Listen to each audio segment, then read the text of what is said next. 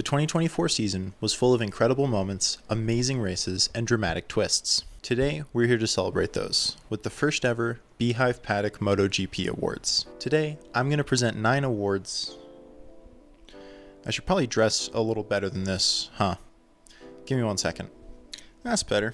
My best outfit. Now, as I was saying, I'm here to present 9 awards today that were voted on by you, the viewers. For each one, I'll tell you the top 4 contenders, give you my personal choice, and then tell you who won. So grab your Prosecco, and let's get started. I don't actually have Prosecco. I'm not familiar with the concept of, having money, but I do have this. This is a candle that, it's peach Prosecco scented. It used to look like this. Let's start with an award that I totally didn't steal from the NBA.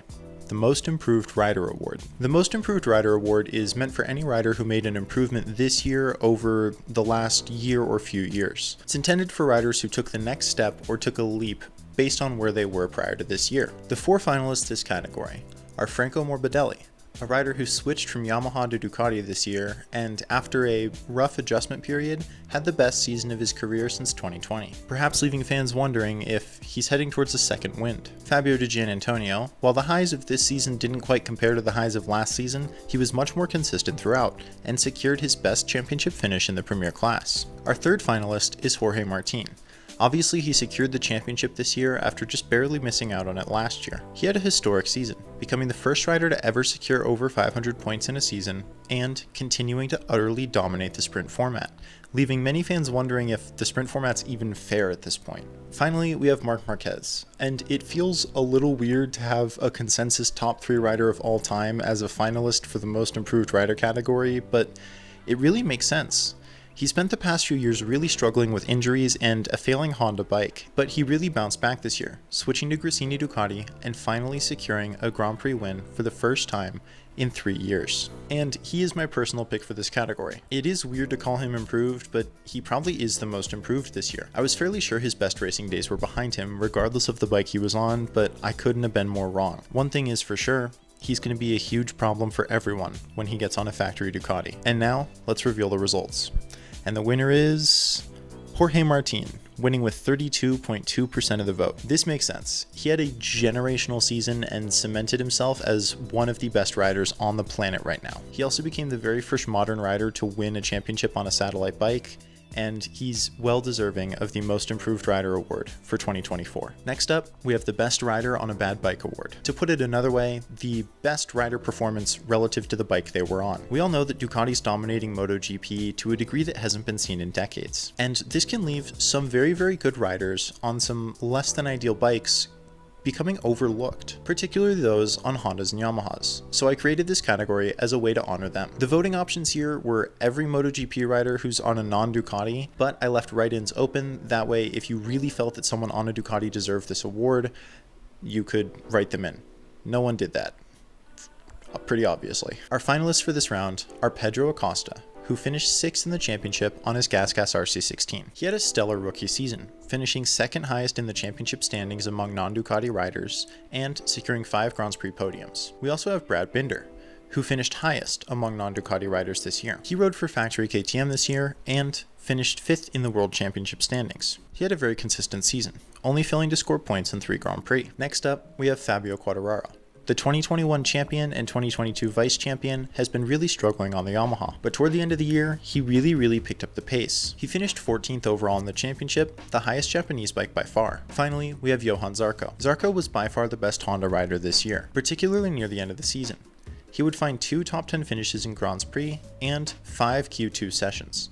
That's the most of any Honda rider by a wide margin. My pick and the winner are the same, so I'm going to reveal the results and then talk about them.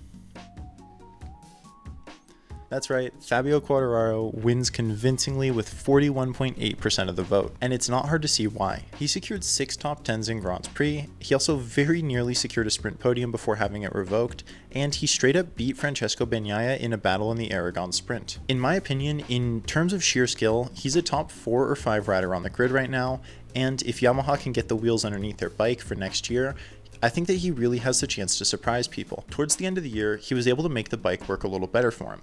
And I would be remiss to mention that he was robbed of multiple top 5 finishes, at least one due to running out of fuel, and 1 due to francomorbidelli. Quartararo is more than deserving of the Best Rider on a Bad Bike award. Next up, we have the best series other than MotoGP. The voting options for this one were every other FIM Road Racing World Championship, but I encouraged write-ins for other series. We had a wide variety of series get write-ins here, including the World Rally Championship, Formula One, IndyCar, and some other national superbike championships also being written in. Let's take a look at our finalists. And here we have the only instance of a true write-in finalist, that being British Superbikes. To answer the question posed by this shocked respondent, I didn't include British Superbike in the voting despite it being pretty clearly the most popular national series, because it is just a national series and I would have felt weird only including one and not including all of them, and I really didn't want to try and include all of them. So that's why, but this was a very expected result for me that it would get a ton of write-ins. The other finalists were Moto 3, the lightweight Grand Prix class, Moto 2, the middleweight Grand Prix class, and World Superbike, the premier superbike class. All fairly expected, and my honest choice would probably be Moto 3. I think it had the best racing and it had that historic championship aspect this year that I really enjoy, but I do want to take this time to champion World WCR. This was super close to being the best series for me, and I probably would have called it my favorite series if there wasn't a particular rider who did some historic stuff at the end of the Moto 3 season. It was the very first year of the Women's Circuit Racing World Championships this year, which falls under the umbrella of World Superbike, and this is just some fantastic racing, and I feel like it's not getting talked about enough. The main contenders this year were Maria Herrera, who you may know from her time in Grand Prix classes, including racing in Moto E this year, as well as WCR, which is super cool, and Ana Carrasco, who you may know for being the only female road racing world championship winner prior to this year, as she won a World Supersport 300 championship, which is super cool. These two were at each other's throats, having incredible one-on-one duels at the front of the pack almost every single race. It was incredible how consistently amazing and entertaining this racing was all season long. I really didn't know what to expect from this, but it was fantastic. Blew my expectations out of the water, and the championship fight between them was also amazing, went right down to the wire. I'm not going to spoil it because you can go watch all of those races right now for free on YouTube. So if you need something to do this off season, I highly recommend that. Also Moto E. Moto E is also available on YouTube, also very good racing. All right, after that long tangent, let's finally reveal the winners of the best class outside MotoGP. Yeah, this was unsurprising. Moto 3 typically produces some of the closest, best, most entertaining racing anyway, but couple that with a great crop of riders this year, including a fantastic ride from a Moto 3 rookie and David Alonso's historic championship campaign, and you've got a recipe for a fantastic season. The next couple categories are a little more abstract. First, we have the Heartbreaking On-Track Moment Award. Obviously, injuries and the tragedy in Valencia this year overshadowed any of these moments, but I didn't want this award to be about that. I wanted it to be more in the context of the racing itself. What was a moment where the rider deserves to get some recognition for just how much they got robbed, pretty much. Our finalists for this were Raul Fernandez's home sprint crash, where he took his very first front row qualifying in MotoGP, his very first lead in MotoGP, and then crashed out of that lead while he was over a second ahead, nearly a second ahead or over a second ahead, I don't remember, but this was just rough to watch. We also had Marc Marquez's crash at Coda, where he took the lead for the first time on a Ducati and then proceeded to crash out about a lap later. That was also pretty brutal. Similarly, Pedro Acosta's double DNF in Japan makes the cut. The rookie got his very first pole position of the season and then proceeded to crash out on both Saturday and Sunday. Saturday crash out of the lead, Sunday crash out of a close second place. Finally, we had Pecco Bagnaia's crash out of second place in Malaysia.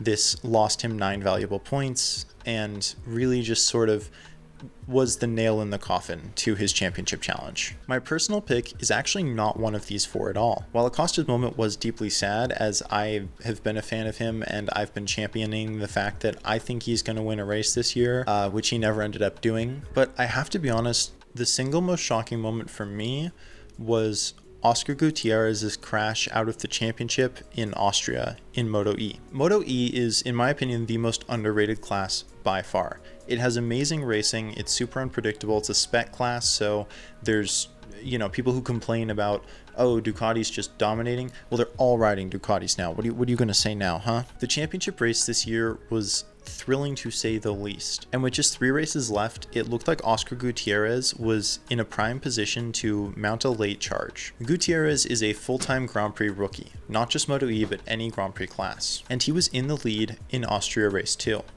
right up until 2 corners from the finish, where he crashed out of the lead and basically handed the championship to Hector Garzo. I'd been rooting for Gutierrez ever since his long lap catastrophe in Germany, where he got 4 long laps in a 5-lap race and then crashed on one of the long laps. Seeing him get so close and then just ruin it at the very last second was brutal. But enough about that. What actually won this category? Well, it was Acosta's double DNF. Yeah, this was brutal. As an Acosta fan and someone who really thought he was going to win a race all season long, I was sure that this was it. And I'd been saying that all weekend long.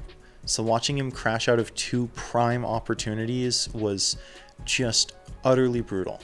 It was also KTM's only pole position all season, and they had been looking great at Motegi and just couldn't get it done.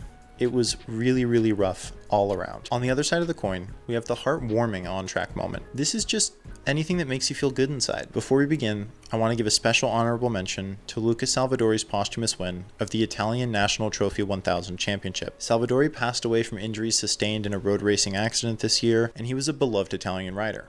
Following news of his death, his main championship rivals pulled out of the series and allowed him to take the championship posthumously, which I thought was a wonderful gesture. I didn't include this one in voting options because this was a MotoGP award show and Salvadori did not compete in a Grand Prix class this year, but it absolutely deserves a special mention. Rest in peace, Luca Salvadori. The first finalist in this category is the Marquez brothers securing a podium together in Germany, becoming the very first brothers to stand on the podium together since 1997. Next, we had Jake Dixon's win at home, becoming the first British rider to win at Silverstone since Danny Kent in 2015. We also had Marc Marquez's first win since 2021 make the cut. And finally, we had Aleix Espargaro's farewell lap on his 125cc bike. That was really cool to see. But the winner in one of the biggest blowouts of the bracket was Marc Marquez's first win in 1,043 days.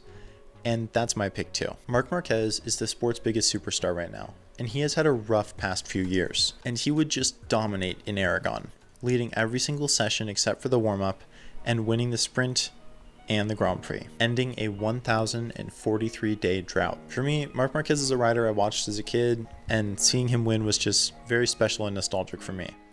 So he is my pick and the winner for the most heartwarming moment of the season award. Rounding off our moments section of the awards, we have the most controversial moment award. And there were only 3 options for this, along with write-ins. By the way, whoever just wrote in goblins for this category, I want to talk to you because I looked at the rest of your responses. They were all normal. You're not just like a troll who was like putting in a bunch of random responses. There was just all normal stuff and then goblins.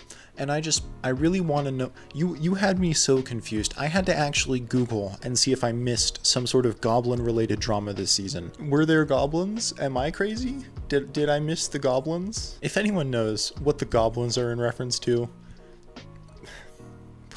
tell me, please. I really want to know. All right, we had 3 real finalists. The first was Bastianini pushing Martin wide at the Emilia-Romagna Grand Prix. This led to Bastianini winning the race with no penalty from the stewards, which was the crux of the controversy, whether or not he should have been penalized. Second was the drama surrounding Jorge Martin and Marc Marquez's signing with Ducati, or lack thereof in one of their case. And finally was Alex Marquez and Pecco Bagnaia's crash at Aragon. My personal pick is the Jorge Martin signing drama, although this really is a pick that benefits from hindsight.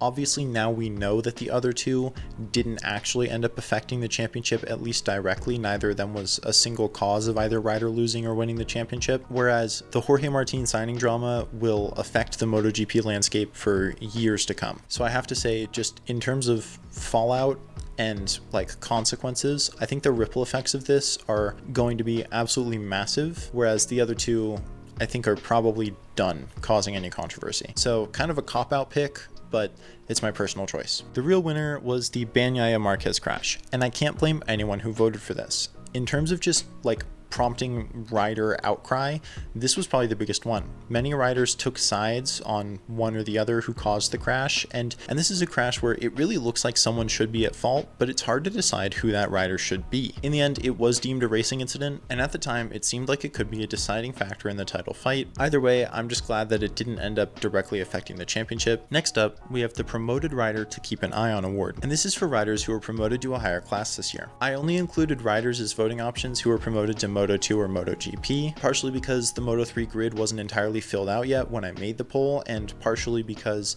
I didn't think that those riders would be well known enough for people to make a decision, but I left write-ins open so you could write those people in. The only one who received a write-in was Maximo Quiles, which makes sense. If you are already getting the FIM to bend the rules for you, you've probably got some pretty big superstar potential. But our finalists here are Fermin Aldeguer, riding for Gresini Racing in MotoGP next year, Ayagura, the reigning Moto2 champion, riding for Trackhouse Racing in MotoGP next year, Colin Vire, riding for Red Bull KTM in Moto2 next year, and reigning Moto3 champion David Alonso, riding for the CF Moto Aspar team in Moto2 next year. Perhaps unsurprisingly, David Alonso wins in the biggest blowout of the show. Alonso's Moto3 season this year broke almost every winning record the class has ever seen. He won 14 races this season, including 7 in a row, to finish off the year. He would end up being champion by 165 points when all was said and done. That is one of the most dominant seasons in recent memory, and Alonso has definitely put himself on superstar watch. I wouldn't even be surprised if he ends up in MotoGP by 2026, just based on how insane this season was. There's really no debate on this one in my opinion. Alonso is the promoted rider to keep an eye on for 2025. The final two awards have the most variety in their votes, and they were the ones I was the most excited for. We have Ride of the Year and Race of the Year. First, let's talk about Ride of the Year.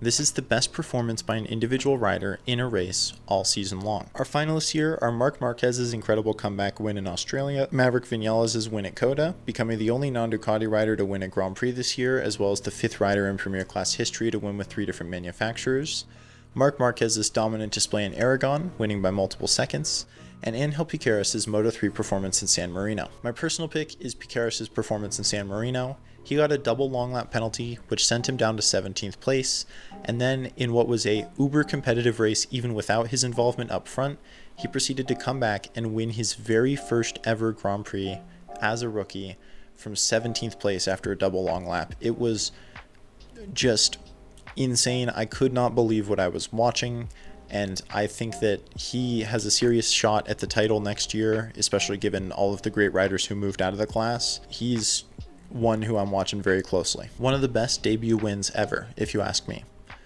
But the real winner here was Marc Marquez in Australia. Yeah, this makes a lot of sense. Marquez had a dramatic start which left him all the way back in 13th, and he climbed all the way back up to challenge Martin and bagnaia for the lead. He beat out Martin in an 8-lap long duel that proved he wasn't just able to beat these guys at home, he wasn't just able to beat them in conditions that favored him, he was able to beat them one-on-one, fair and square, on year-old machinery. A great ride that is well deserving of Ride of the Year. Finally, what I like to think is the biggest award of the show, the Race of the Year award. This was simple. Every Grand Prix race from all 4 categories was a voting option.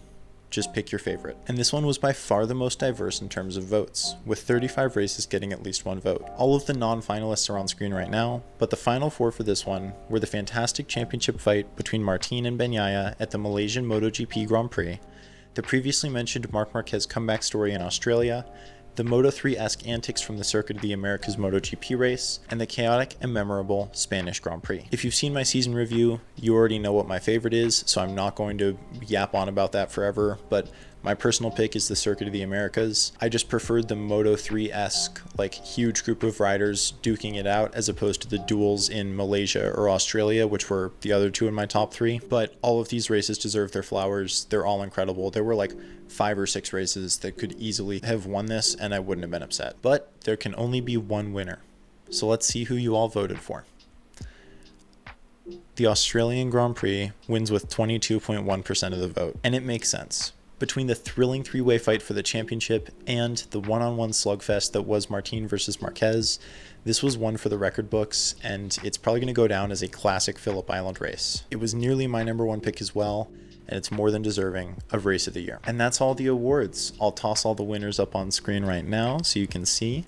but I want to take this time to thank you all for voting. This wouldn't have been possible without you. I love to do stuff with the community like this, and I've got one more community thing planned pretty soon, so be on the lookout for that.